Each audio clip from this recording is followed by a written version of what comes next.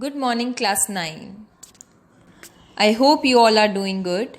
I am here again to continue the second chapter of economics, people as a resource. I will continue with the same topic, the last topic of your chapter, that is unemployment. You have already understood the meaning and the types of unemployment.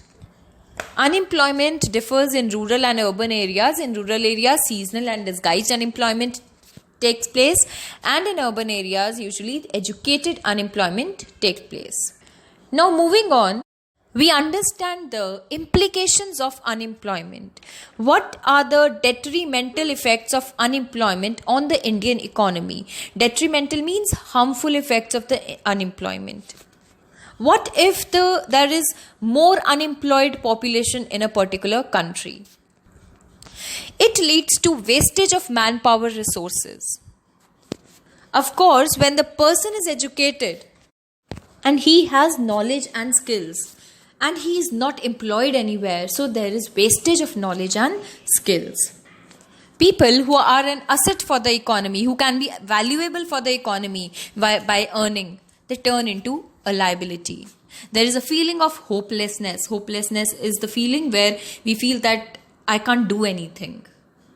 Among the youth, inability of educated people who are willing to find a gainful employment implies a great social waste. It is very wasteful that educated people cannot find the job. It leads to economic overload.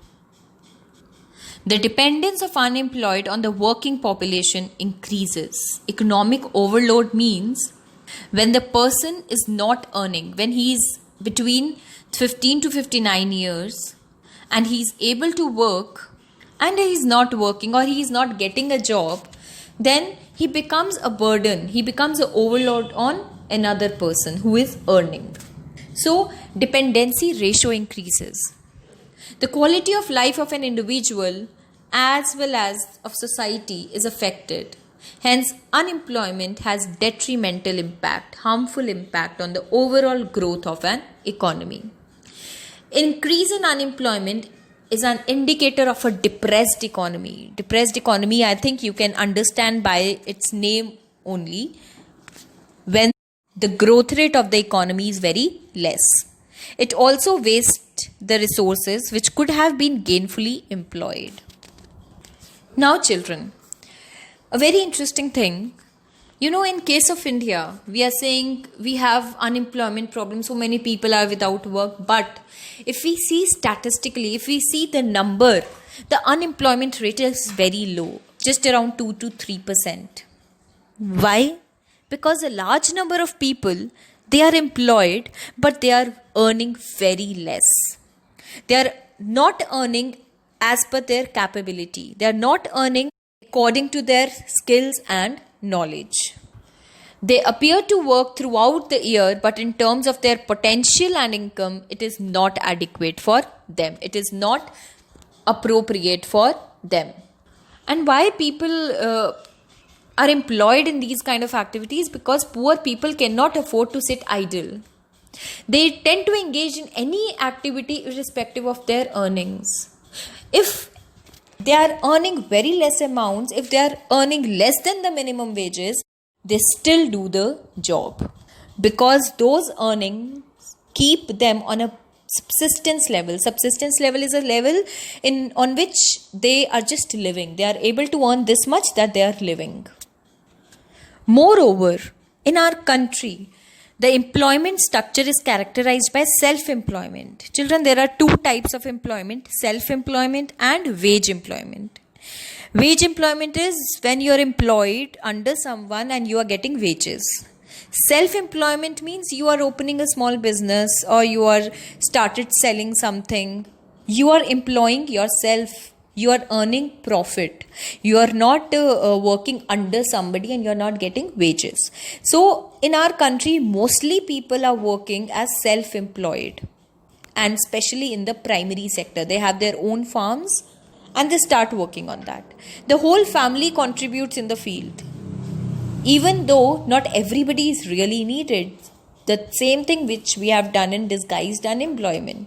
The people appear to be employed, they do not come as unemployed percentage of the country, but they are actually not increasing the income. Now we'll see the employment scenario in three sectors. When we categorize the economic sectors into primary, secondary, and tertiary, we'll see the employment scenario.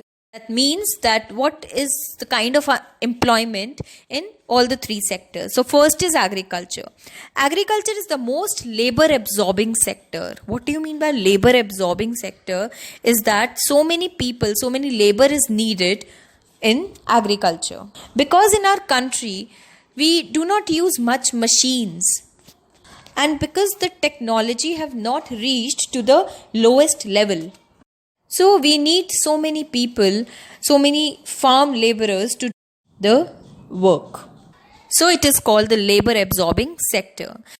But in recent years, there has been a decline in the dependence on agriculture, because some surplus labor has been moved to secondary or tertiary sector.